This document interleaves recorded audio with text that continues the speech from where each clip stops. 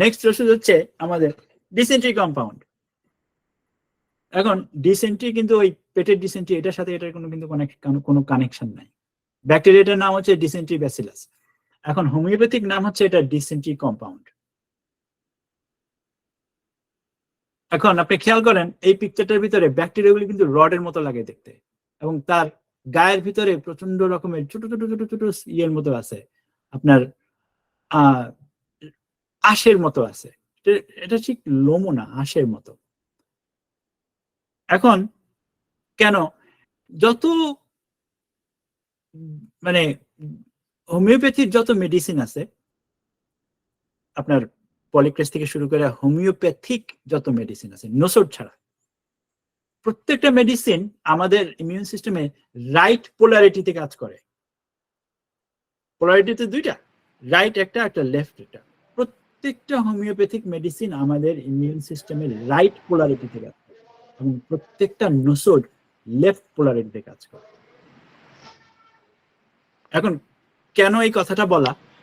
এই কথাটা বলার রিজন হচ্ছে যে আমাদের পোলারিটি কিন্তু ব্যালেন্সে থাকতে হবে।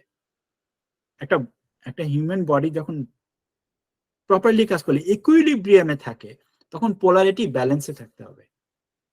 এখন ধরেন রাইট পোলারিটিতে আমরা ওষুধ দিতেছি, আমরা ডাইন দিকে পোলারিটিতে ওষুধ দিচ্ছি, ওষুধ কিছুদিন কাজ করে বন্ধ হয়ে যায়, তখন আমাদের লেফট পোলারিটি ব্যালেন্স করতে হবে।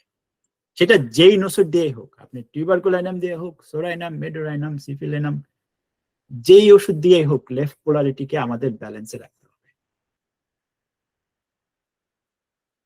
ভাইরাস ব্যাকটেরিয়ার সাথে আমরা যদি সবসময় যুদ্ধ ঘোষণা করি, তাহলে কিন্তু আমাদের রেজাল্ট হবে না, আমরা ভালো করব না। ওদেরকে আমাদের বুঝতে হবে ওরা কি চায়, ওই সেন্সেশনটা আমাদের কিন্তু বুঝতে হবে। ভাইরাস ব্যাকটেরিয়ার সাথে কিন্তু আমরা যুদ্ধ করতে পারবো না।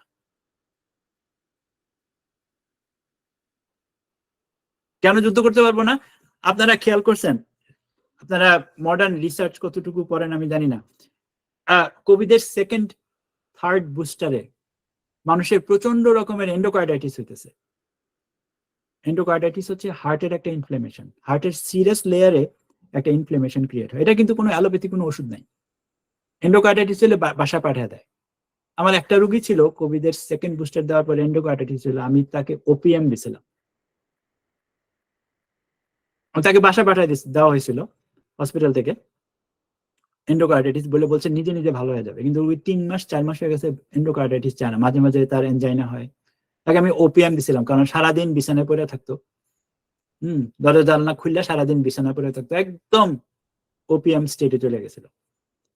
রোগীটা ঠিক হয়ে গেছিল, কিন্তু পরে আমি বুঝতে পারছি যে এন্ডোকার্ডাইটিস, এই যে আপনার বুস্টার দিয়ে দিয়ে যে ভাইরাসের সাথে যে যুদ্ধ ঘোষণা করা হয়েছে, তখন প্যাথোজেনগুলি কি করে?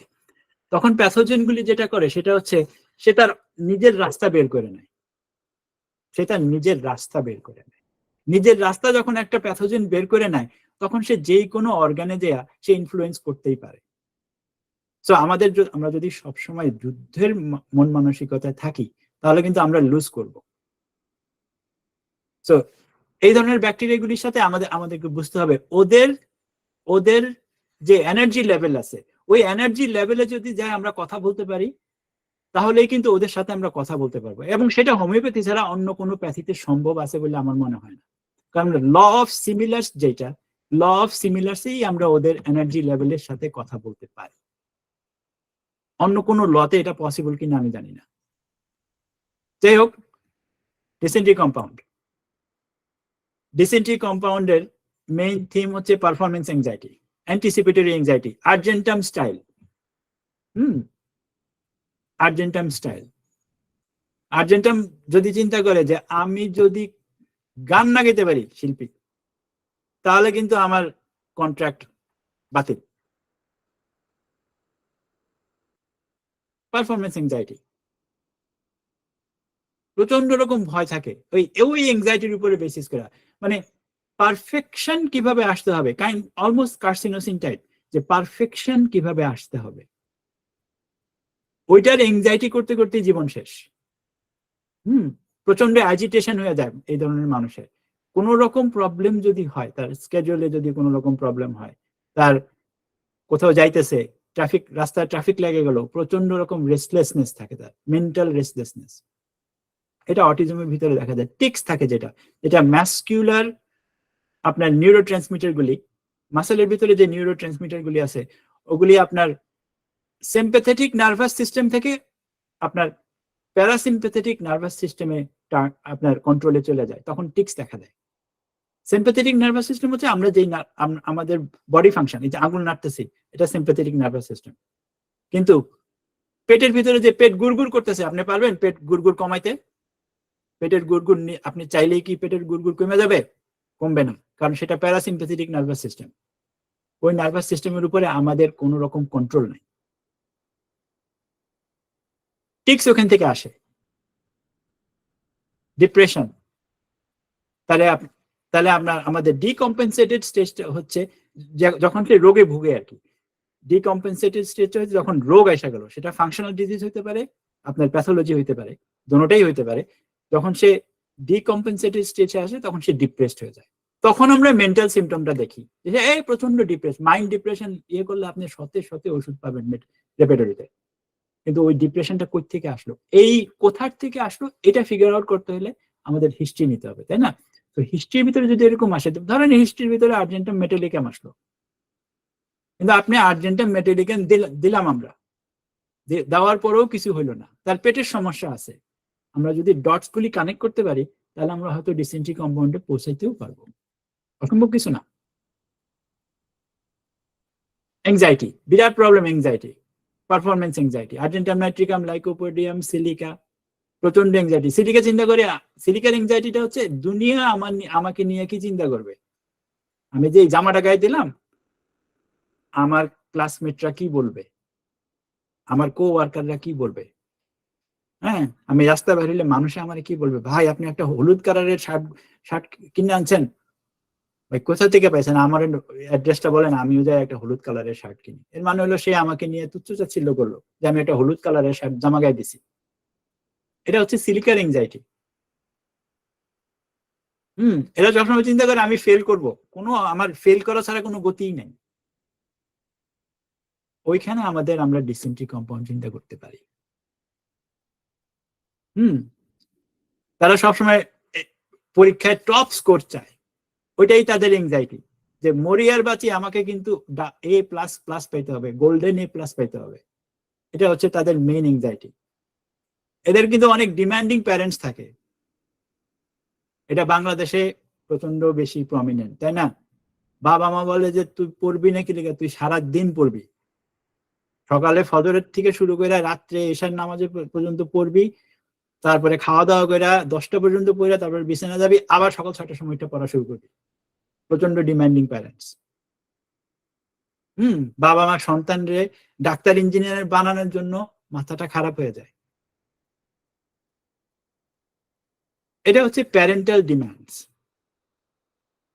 এটা আমাদের কালচার থেকে আসছে, কিন্তু এটা তো আছে, তাই না? আমরা অস্বীকার করতে পারবো না। আমার বাবা মা এরকম ছিল, আপনাদের বাবা মা নিশ্চয়ই কেউ কারো কারো বাবা মা এখানে আছে যারা এরকম, তাই না? প্রচন্ড এংজাইটি, দুনিয়ার চিন্তা তার মাথায় আসে, বই নিয়ে পড়তে বসলে দুনিয়ার চিন্তা মাথায় এসে পড়ে, আবার চিন্তা করে যে আমি যদি ক্লাসে ফেল করি তাহলে কিন্তু বিপদ। তো দেখেন এখানে কিন্তু একটা ডাইকটমি আছে, অ্যানাকার্ডিয়ামের মতো, বই নিয়ে বসে দুনিয়ার চিন্তা মাথায় আসে, আবার নিজের নিজের পড়াশোনা চিন্তা করে, একটা ডাইকটমি আছে, সাথে সাথে তার পেট আপসেট থাকে। তো আমরা ডিসেন্ট্রি কম্পাউন্ড ওই সমস্ত ক্ষেত্রে চিন্তা করতে পারি। হ্যাঁ, তাদের পেটের ভিতরে ডায়রিয়া, হ্যাঁ তাদের পেটের ভিতরে মনে হয় যে গুড়গুড় গুড়গুড়, এটা বাটারফ্লাই বলে, পেটের ভিতরে গুড়গুড় গুড়গুড় গুড়গুড় গুড়গুড় করতেছে।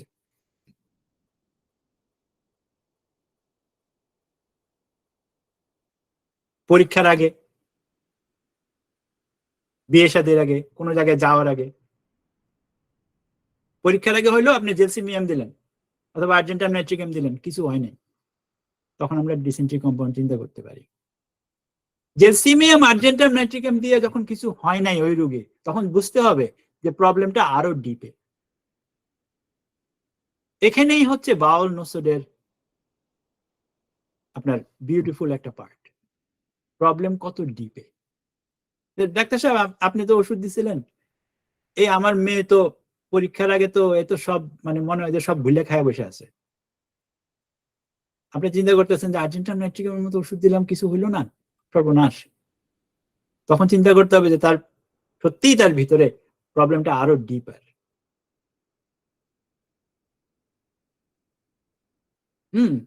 এইটার উপরে তার প্যানিক ডিসঅর্ডার হয়। আমি একটা মেয়েকে এখানে ফ্লোরিডাতে আমার একটা কেস আছে, একটা মেয়েকে আমি আর্জেন্টাইন নাইট্রিকাম 10 mg দিয়েছিলাম 3 ডোজ। পরীক্ষার আগে তার কাছে মনে হইতো সব ভুলে খাইয়া বসে আছে। লাকিলি এই মেয়েটার কাজ হয়েছিল, নাহলে কিন্তু আমার ওই বাউল নোসরে যাইতে হইতো এবং ওই পরীক্ষা সে ফেল করতো। তো আমাদের ওইভাবে চিন্তা করতে, আমরা ওইভাবে যদি চিন্তা করতে পারি তাহলে কিন্তু বাউল নোসড আমাদের কাছ থেকে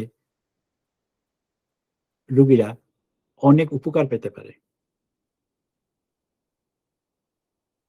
তাহলে ডিসেন্ট্রি কম্পাউন্ডের আমরা কি নোট হিসেবে কি চিন্তা করতে পারি? Anxiety, anticipation, worries, performance stress, perfectionism, tics and twitches, যখন আপনার প্যারাসিম্প্যাথেটিক নার্ভাস সিস্টেম যখন মানে কমপ্লিটলি আউট অফ কন্ট্রোলে চলে যায়। কথা নাই বার্তা নাই ডায়রিয়া, ব্লোটিং, পেটের ভিতরে গ্যাস, কোলাইটিস। প্রত্যেকটা বাউল নোসিডের পেটের সাথে কোনো না কোনো কানেকশন আছে। এবং ইনসমনিয়া, ইনসমনিয়াটা আপনার যেহেতু ডোপামিন সিক্রেশনটা পেটের থেকেই হয়, ব্রেনের পরে পেটের থেকেই হয়, এ কারণে ইনসমনিয়া আসে। পেটের প্রবলেম থাকে তো আপনার ঘুম আসবে না ঠিক মতো, পেট ঠিক আছে তো দুনিয়া ঠিক আছে, ঘুমাইতে পারবেন, কোনো সমস্যা নেই। হার্ট ইস্যুস, পোর্টাল হাইপারটেনশন, অনেকে অনেকে বলে হঠাৎ কথা নেই বাড়তে না আমার ব্লাড প্রেশার বেড়ে গেছে, ব্লাড প্রেশারের ওষুধ খাচ্ছি, তারপরও অ্যালোপ্যাথি ব্লাড প্রেশারের ওষুধ খাচ্ছি, তারপরও ব্লাড প্রেশার কন্ট্রোলে থাকতেছে না। হিস্ট্রি নিয়ে দেখা গেল যে তার পেটের ভিতরে সমস্যা, সে কিছু ঠিক মতো খাইতে পারে না, খাইলে তার পেটে গ্যাস হয়, পায়খানা ঠিক নাই, হ্যাঁ, পেশাবের ঠিক নাই, ইলিমিনেশন টেকনিক গুলি তার বডির ঠিক মতো কাজ করতেছে না। এখন একটা কথা হচ্ছে, আপনি একটা বেলুন রে তো সবসময় ফুলাইতে পারেন না। একটা বেলুন ফুলাইতে গেলে ফুলাইতে ফুলাইতে ফুলাইতে ফুলাইতে সে ফেটে যাবে একটা টাইমে, তার ইলাস্টিসিটি নষ্ট হয়ে যাবে, সে ফেটে যাবে। এইভাবেই আমাদের বডিকে কিন্তু আমরা সবসময় ভিতরে ঢুকাইতে পারি না, বডি থেকে কিন্তু বাইরে যেতে হবে।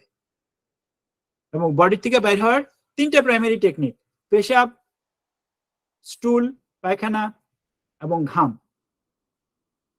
3টা প্রাইমারি টেকনিক। আমার কাছে আমার বাসায়ও যদি আমার ছেলের কখনো ঠান্ডা ঠান্ডা লাগে, জ্বর টর হয়, তখন আমি কিন্তু সাথে সাথে জ্বরের ওষুধ দিই না, 1-2 দিন ওয়েট করি। কারণ জ্বর হয়েছে, নাকে দিয়ে সর্দি পড়তেছে, 2-1 দিন পড়ুক, কারণ বডির ইলিমিনেশন টেকনিক সিস্টেমগুলি তো ঠিক থাকতে হবে। ভিতুলকাস বলছে যে কারো যদি কখনো কোনো জ্বরও না হয়, ঠান্ডাও না লাগে, বুঝতে হবে তার সামনে বিরাট রোগ অপেক্ষা করতেছে, বড় একটা রোগ আসতেছে তার। কারণ বডির ইলিমিনেশন টেকনিক ঠিক না, ইমিউন সিস্টেম রেসপন্ড করতেছে না। ছোট ছোট প্রবলেমে ইমিউন সিস্টেম রেসপন্ড করতেছে না, তাহলে বড় প্রবলেমে ইমিউন সিস্টেম কিভাবে রেসপন্ড করবে? বাউল নোসড আমাদের ইমিউন সিস্টেমকে রেসপন্ড করার মতো ক্যাপাসিটি দেওয়ার তাদের শক্তি আছে।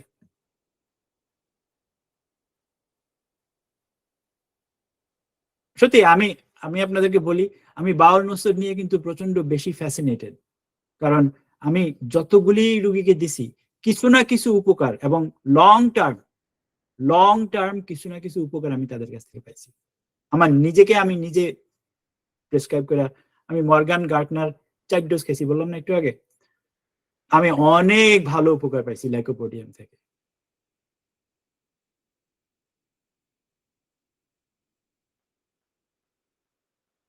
যাই হোক, আজকে এতটুকু পর্যন্তই থাকুক।